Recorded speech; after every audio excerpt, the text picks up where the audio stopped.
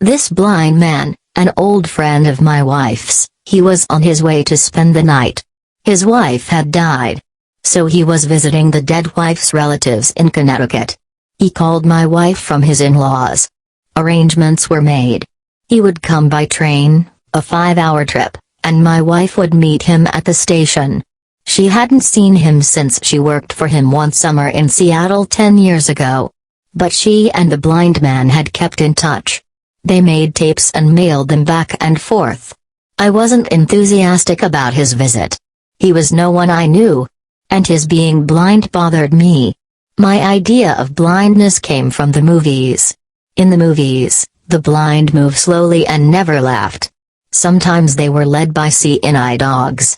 A blind man in my house was not something I looked forward to. That summer in Seattle she had needed a job. She didn't have any money. The man she was going to marry at the end of the summer was in officers' training school. He didn't have any money, either. But she was in love with the guy, and he was in love with her, etc. She'd seen something in the paper, help wanted, reading to blind man, and a telephone number. She phoned and went over, was hired on the spot. She worked with this blind man all summer. She read stuff to him, case studies, reports, that sort of thing. She helped him organize his little office in the county social service department. They'd become good friends, my wife and the blind man. On her last day in the office, the blind man asked if he could touch her face. She agreed to this. She told me he touched his fingers to every part of her face, her nose, even her neck. She never forgot it. She even tried to write a poem about it. She was always trying to write a poem. She wrote a poem or two every year, usually after something really important had happened to her. When we first started going out together, she showed me the poem. In the poem, she recalled his fingers and the way they had moved around over her face. In the poem, she talked about what she had felt at the time, about what went through her mind when the blind man touched her nose and lips. I can remember I didn't think much of the poem. Of course, I didn't tell her that. Maybe I just don't understand poetry. I admit it's not the first thing I reach for when I pick up something to read. Anyway, this man who'd first enjoyed her favors, this officer-to-be, he'd been her childhood sweetheart. So okay. I'm saying that at the end of the summer she let the blind man run his hands over her face, said goodbye to him, married her childhood etc., who was now a commissioned officer, and she moved away from Seattle. But they'd keep in touch, she and the blind man. She made the first contact after a year or so. She called him up one night from an Air Force base in Alabama. She wanted to talk. They talked. He asked her to send him a tape and tell him about her life. She did this. She sent the tape. On the tape, she told the blind man she loved her husband but she didn't like it where they lived and she didn't like it that he was a part of the military-industrial thing. She told the blind man she'd written a poem and he was in it. She told him that she was writing a poem about what it was like to be an Air Force officer's wife. The poem wasn't finished yet. She was still writing it. The blind man made a tape. He sent her the tape. She made a tape. This went on for years. My wife's officer was posted to one base and then another. She sent tapes from Moody AFB, McGuire, McConnell, and finally Travis, near Sacramento, where one night she got to feeling lonely and cut off from people she kept losing in that moving around life. She got to feeling she couldn't go at another step. She went in and swallowed all the pills and capsules in the medicine chest and washed them down with a bottle of gin. Then she got into a hot bath and passed out. But instead of dying, she got sick. She threw up. Her officer, why should he have a name? He was the childhood sweetheart, and what more does he want? Came home from somewhere, found her, and called the ambulance. In time, she put it all on tape and sent the tape to the blind man. Over the years, she put all kinds of stuff on tapes and sent the tapes off lickety-split. Next to writing a poem every year, I think it was her chief means of recreation. On one tape, she told the blind man she'd decided to live away from her officer for a time. On another tape, she told him about her divorce. She and I began going out, and of course she told her blind man about it. She told him everything, or so it seemed to me. Once she asked me if I'd like to hear the latest tape from the blind man. This was a year ago.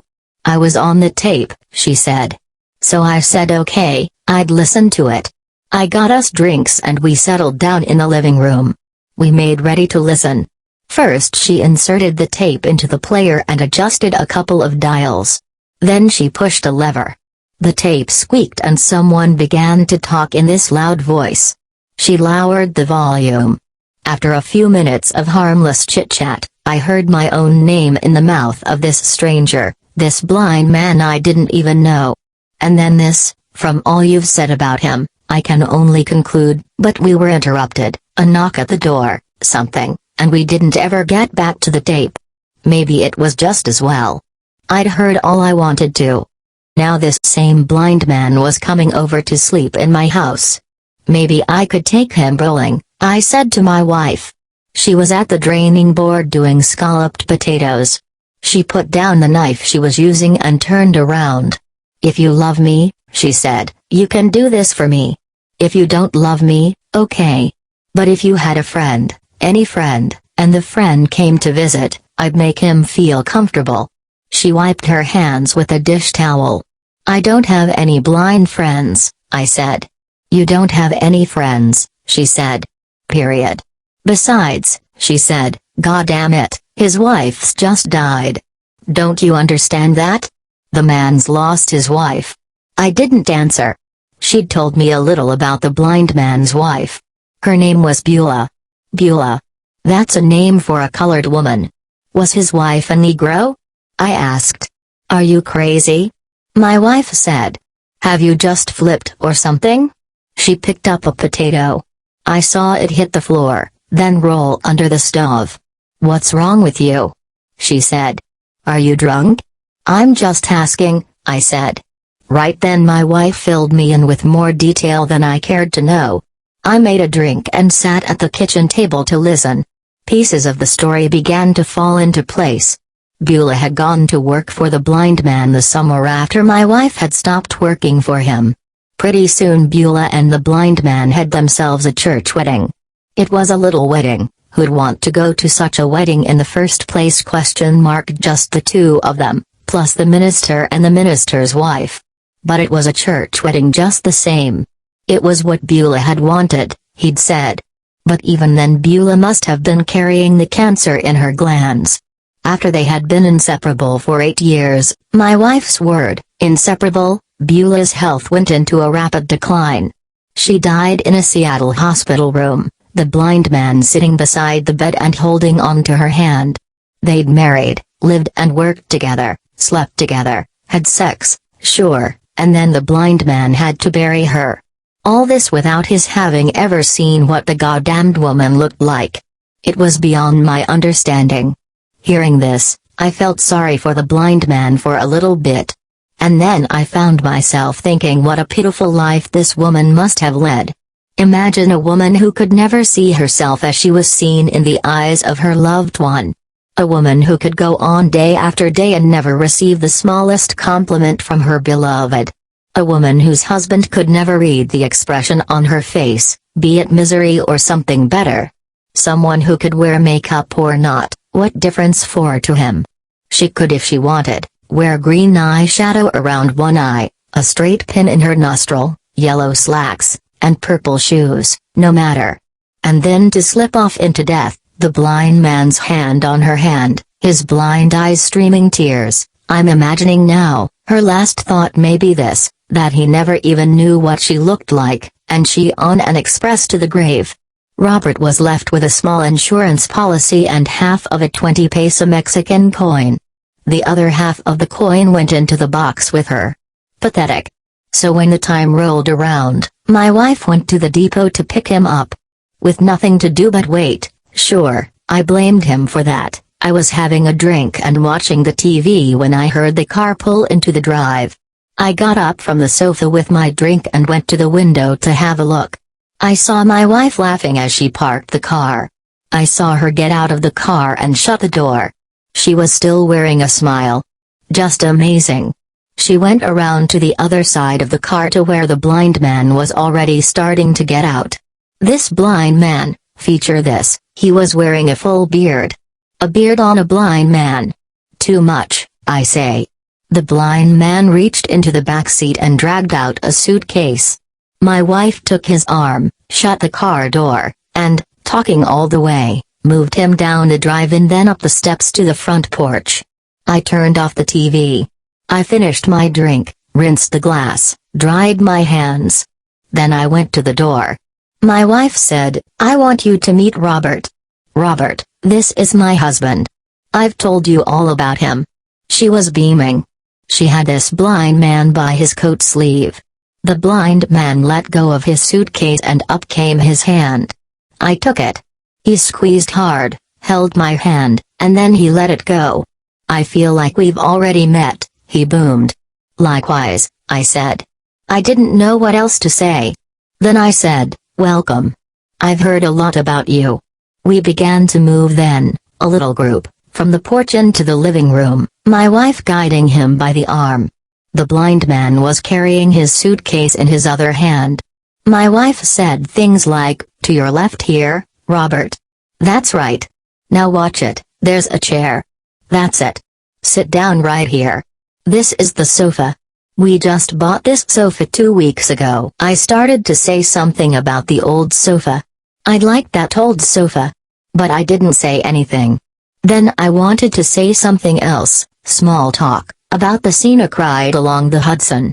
How going to New York, you should sit on the right-hand side of the train, and coming from New York, the left-hand side. Did you have a good train ride? I said. Which side of the train did 5 you sit on, by the way? What a question, which side? My wife said. What's it matter which side? She said. I just asked, I said. Right side, the blind man said. I hadn't been on a train in nearly 40 years. Not since I was a kid. With my folks. That's been a long time. I'd nearly forgotten the sensation. I have winter in my beard now, he said. So I've been old, anyway. Do I look distinguished, my dear? The blind man said to my wife. You look distinguished, Robert, she said. Robert, she said. Robert, it's just so good to see you. My wife finally took her eyes off the blind man and looked at me. I had the feeling she didn't like what she saw. I shrugged. I've never met, or personally known, anyone who was blind. This blind man was late 40s, a heavy-set, balding man with stooped shoulders, as if he carried a great weight there. He wore brown slacks, brown shoes, a light brown shirt, a tie, a sports coat. Spiffy. He also had this full beard. But he didn't use a cane and he didn't wear dark glasses. I'd always thought dark glasses were a must for the blind. Fact was, I wish he had a pair. At first glance, his eyes looked like anyone else's eyes. But if you looked close, there was something different about them. Too much white in the iris, for one thing, and the pupils seemed to move around in the sockets without his knowing it or being able to stop it. Creepy. As I stared at his face, I saw the left pupil turn in toward his nose while the other made an effort to keep in one place. But it was only an effort, for that one eye was on the roam without his knowing it or wanting it to be. I said, let me get you a drink. What's your pleasure? We have a little bit of everything. It's one of our pastimes. Bub, I'm a Scotchman myself, he said fast enough in this big voice. Right, I said. Bub. Sure you are. I knew it. He let his fingers touch his suitcase, which was sitting alongside the sofa. He was taking his bearings. I didn't blame him for that. I'll move that up to your room, my wife said. No, that's fine, the blind man said loudly. It can go up when I go up. A little water with the scotch? I said. Very little, he said. I knew it, I said. He said, just a tad. The Irish actor, Barry Fitzgerald? I'm like that fellow. When I drink water, Fitzgerald said, I drink water. When I drink 6 whiskey, I drink whiskey. My wife laughed. The blind man brought his hand up under his beard. He lifted his beard slowly and let it drop. I did the drinks, 3 big glasses of scotch with a splash of water in each. Then we made ourselves comfortable and talked about Robert's travels. First the long flight from the West Coast to Connecticut, we covered that. Then from Connecticut up here by train. We had another drink concerning that leg of the trip. I remembered having read somewhere that the blind didn't smoke because, as speculation had it, they couldn't see the smoke they exhaled. Though I knew that much and that much only about blind people. But this blind man smoked his cigarette down to the nubbin and then lit another one. This blind man filled his ashtray and my wife emptied it. When we sat down at the table for dinner, we had another drink. Wife heaped Robert's plate with cube steak, scalloped potatoes, green beans. I buttered him up 2 slices of bread. I said, "Here's bread and butter for you." I swallowed some of my drink. "Now let us pray," I said, and the blind man lowered his head. My wife looked at me, her mouth agape. "Pray the phone won't ring and the food doesn't get cold," I said. We dug in. We ate everything there was to eat on the table. We ate like there was no tomorrow. We didn't talk. We ate. We scarfed. We grazed the table. We were into serious eating. The blind man had right away located his foods, he knew just where everything was on his plate. I watched with admiration as he used his knife and fork on the meat. He'd cut 2 pieces of the meat, fork the meat into his mouth, and then go all out for the scalloped potatoes, the beans next, and then he'd tear off a hunk of buttered bread and eat that. He'd follow this up with a big drink of milk. It didn't seem to bother him to use his fingers once in a while, either. We finished everything, including half a strawberry pie. For a few moments, we sat as if stunned. Swear beaded on our faces. Finally, we got up from the table and left the dirty plates. We didn't look back. We took ourselves into the living room and sank into our places again. Robert and my wife sat on the sofa. I took the big chair. We had us 2 or 3 more drinks while they talked about the major things that had come to pass for them in the past 10 years. For the most part, I just listened. Now and then I joined in. I didn't want him to think I'd left the room, and I didn't want her to think I was feeling left out. They talked of things that had happened to them, these past 10 years. I waited in vain to hear my name on my wife's sweet lips, and then my dear husband came into my life, something like that. But I heard nothing of the sort. More talk of Robert. Robert had done a little of everything, it seemed, a regular blind jack of all trades.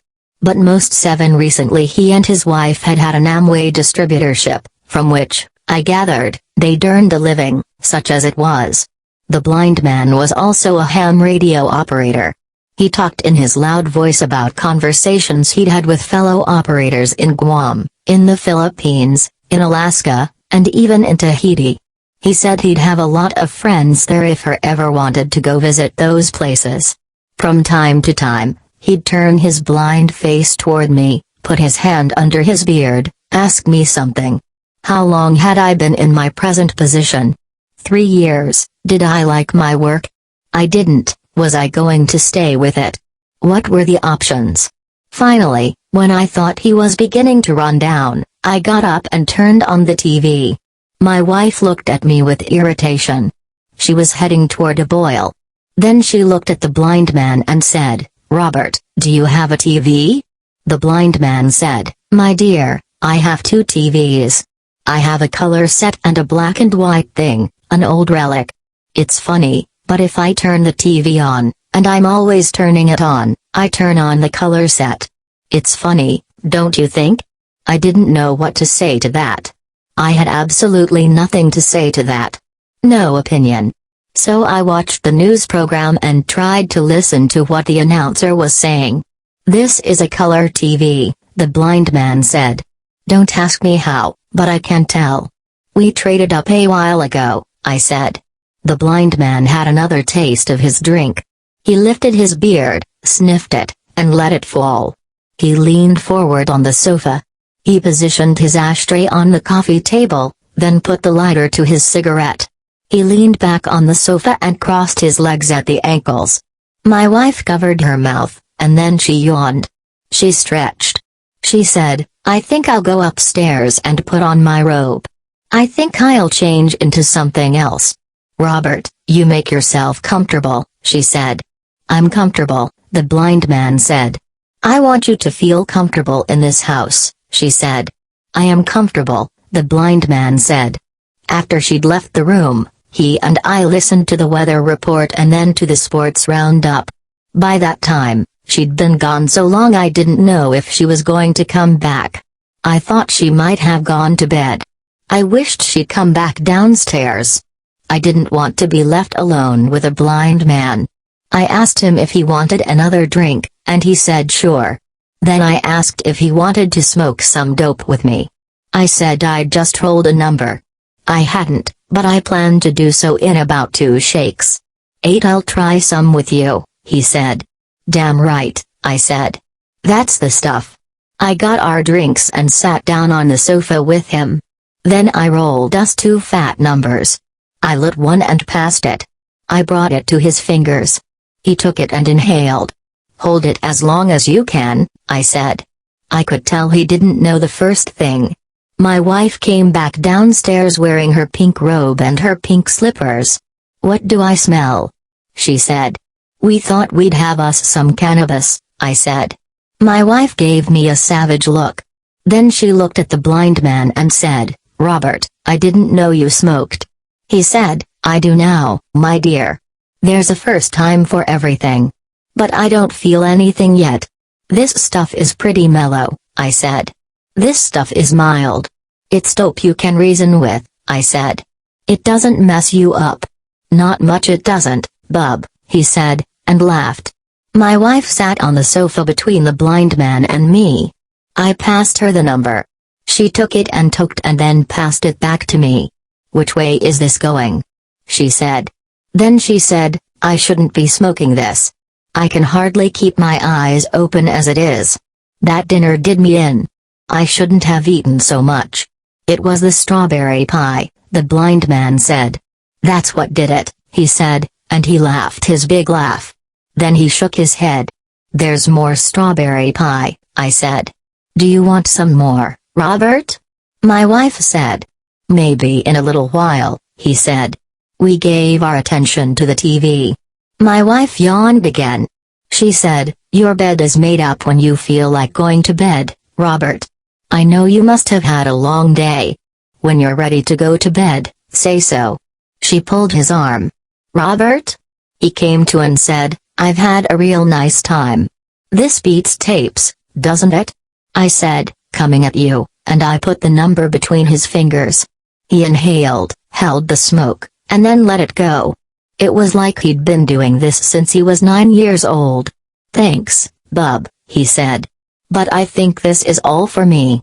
I think I'm beginning to feel it," he said. He held the burning roach out for my wife. "Same here," she said. "Ditto." "Me, too." She took the roach and passed it to me. "I may just sit here for a while between you two guys with my eyes closed. But don't let me bother you, okay? Either one of you. If it bothers you, say so. Otherwise, I may just sit here with my eyes closed until you're ready to go to bed," she said. "Your bed's made up, Robert, when you're ready. It's right next to our room at the top of the stairs. We'll show you up when you're ready. You wake me up now, you guys, if I fall asleep." She said that and then she closed her eyes and went to sleep. The news program ended. I got up and changed the channel. I sat back down on the sofa. I wished my wife hadn't pooped out.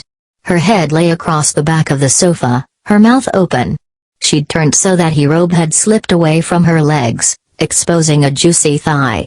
I reached to draw her robe back over her, and it was then that I glanced at the blind man. "What the hell?" I flipped the robe open again. "You say you when you want some strawberry pie," I said. "I will," he said. I said, "Are you tired? Do you want me to take you up to your bed? Are you ready to hit the hay?" "Not yet," he said.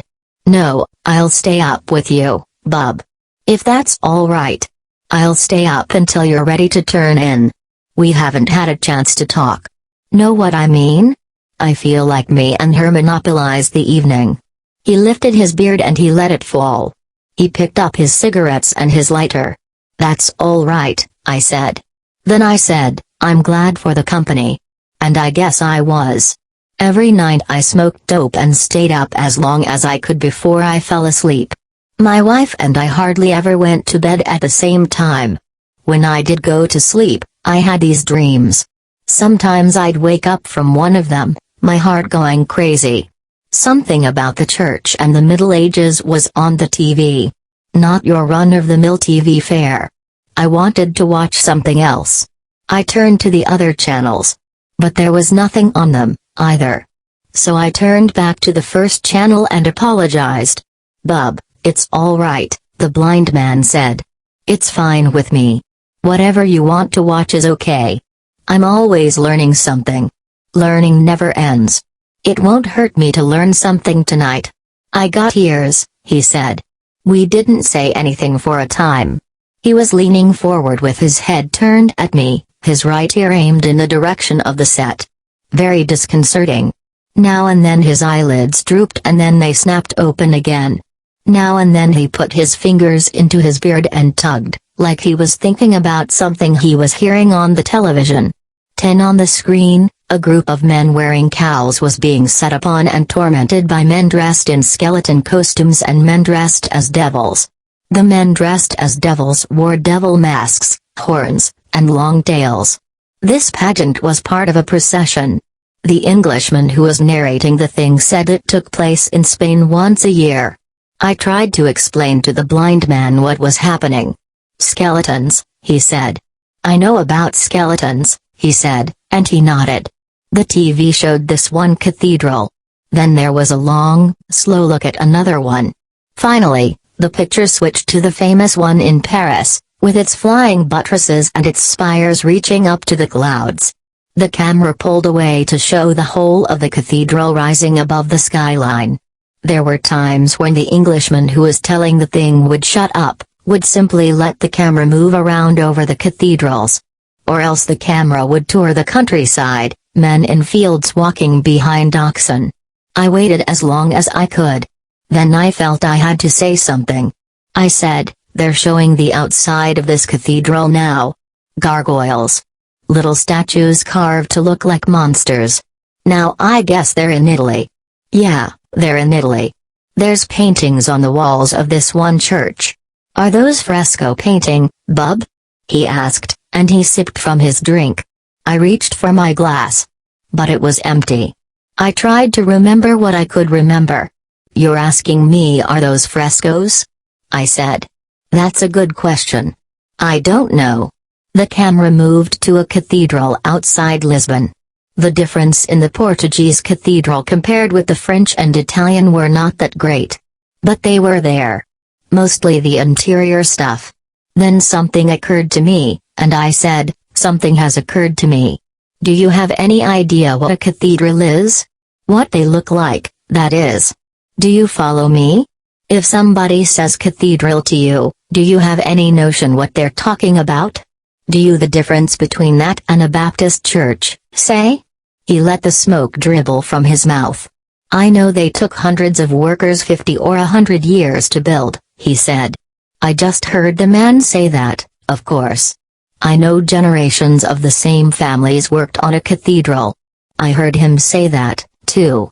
The men who began their life's work on them, they never lived to see the completion of their work. In that wise, bub, they're no different from the rest of us, right? He laughed. Then his eyelids drooped again. His head nodded. He seemed to be snoozing. Maybe he was 11 imagining himself in Portugal. The TV was showing another cathedral now. This one was in Germany. The Englishman's voice droned on. "Cathedrals," the blind man said. He sat up and rolled his head back and forth. "If you want the truth, bub, that's about all I know. What I just said. What I heard him say. But maybe you could describe one to me? I wish you'd do it. I'd like that. If you want to know, I really don't have a good idea. I stared hard at the shot of the cathedral on the TV. How could I even begin to describe it? But say my life depended on it. Say my life was being threatened by an insane guy who said I had to do it or else. I stared some more at the cathedral before the picture flipped off into the countryside. There was no use. I turned to the blind man and said, to begin with, they're very tall.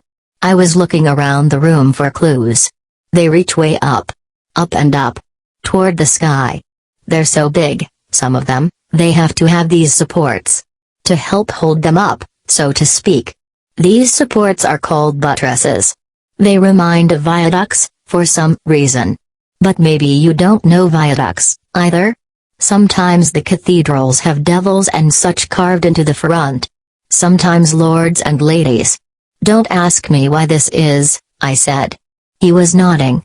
The whole upper part of his body seemed to be moving back and forth. I'm not doing so good, am I? I said.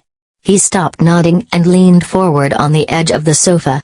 As he listened to me, he was running his fingers through his beard. I wasn't getting through to him, I could see that. But he waited for me to go on just the same. He nodded, like he was trying to encourage me. I tried to think what else to say. They're really big, I said. They're massive. They're built of stone. Marble, too, sometimes. In those olden days, when they built cathedrals, men wanted to be close to God. In those olden days, God was an important part of everyone's life. You could tell this from their cathedral building. I'm sorry, I said, but it looks like that's the best I can do for you. I'm just no good at it. That's all right, bub, the blind man said. Hey, listen. I hope you don't mind my asking you. Can I ask you something? Let me ask you a simple question, yes or no. I'm just curious and there's no offense. You're my host. But let me ask if you are in any way religious. You don't mind my asking? I shook my head. He couldn't see that, though. A wink is the same as a nod to a blind man. I guess I don't believe in it. In anything. Sometimes it's hard. You know what I'm saying? Sure, I do, he said. 12 right, I said. The Englishman was still holding forth. My wife sighed in her sleep. She drew a long breath and went on with her sleeping. You'll have to forgive me, I said. But I can't tell you what a cathedral looks like. It just isn't in me to do it. I can't do any more than I've done. The blind man sat very still, his head down, as he listened to me. I said, the truth is, cathedrals don't mean anything special to me. Nothing. Cathedrals. They're something to look at on late-night TV. That's all they are. It was then that the blind man cleared his throat. He brought something up. He took a handkerchief from his back pocket. Then he said, I get it, bub.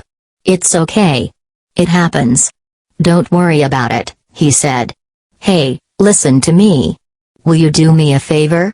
I got an idea. Why don't you find us some heavy paper? And a pen. We'll do something. We'll draw one together. Get us a pen and some heavy paper. Go on, bub, get the stuff, he said. So I went upstairs. My legs felt like they didn't have any strength in them. They felt like they did after I'd done some running. In my wife's room, I looked around. I found some ballpoints in a little basket on her table. And then I tried to think where to look for the kind of paper he was talking about. Downstairs, in the kitchen, I found a shopping bag with onion skins in the bottom of the bag. I emptied the bag and shook it.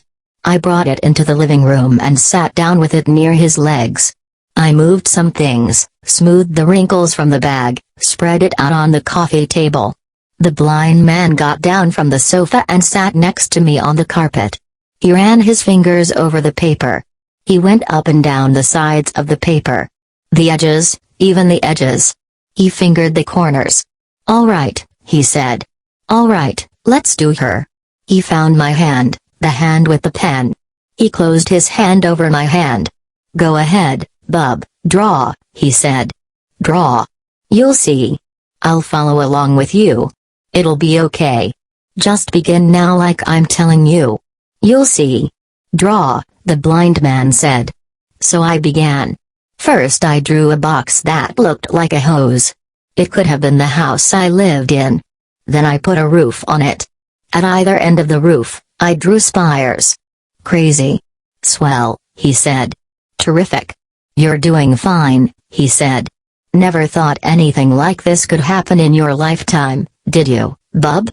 Well, it's a strange life, we all know that. Go on now. Keep it up. 13 I put in windows with arches. I drew flying buttresses. I hung great doors. I couldn't stop. The TV station went off the air. I put down the pen and closed and opened my fingers. The blind man felt around over the paper. He moved the tips of the fingers over the paper, all over what I had drawn, and he nodded. Doing fine, the blind man said. I took up the pen again, and he found my hand. I kept at it. I'm no artist. But I kept drawing just the same. My wife opened up her eyes and gazed at us.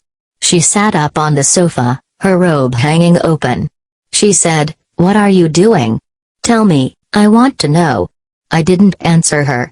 The blind man said, "We're drawing a cathedral. Me and him are working on it. Press hard," he said to me. That's right. That's good, he said. Sure. You got it, bub. I can tell. You didn't think you could. But you can, can't you? You're cooking with gas now. You know what I'm saying? We're going to really have us something here in a minute. How's the old dorm? He said. Put some people in there now. What's a cathedral without people? My wife said, "What's going on? Robert, what are you doing? What's going on?" "It's all right," he said to her. "Close your eyes now," the blind man said to me. I did it. I closed them just like he said. "Are they closed?" he said. "Don't fudge. They're closed," I said. "Keep them that way," he said. He said, "Don't stop now. Draw." So we kept on with it. His fingers rode my fingers as my hand went over the paper. It was like nothing else in my life up to now. Then he said, "I think that's it." "I think you got it," he said. "Take a look." "What do you think?" But I had my eyes closed. I thought I'd keep them that way for a little longer. I thought it was something I ought to do. "Well?" he said. "Are you looking?" My eyes were still closed. I was in my house. I knew that. But I didn't feel like I was inside anything. "It's really something," I said. Thank you for listening. Please subscribe and press the bell icon for more interesting stories.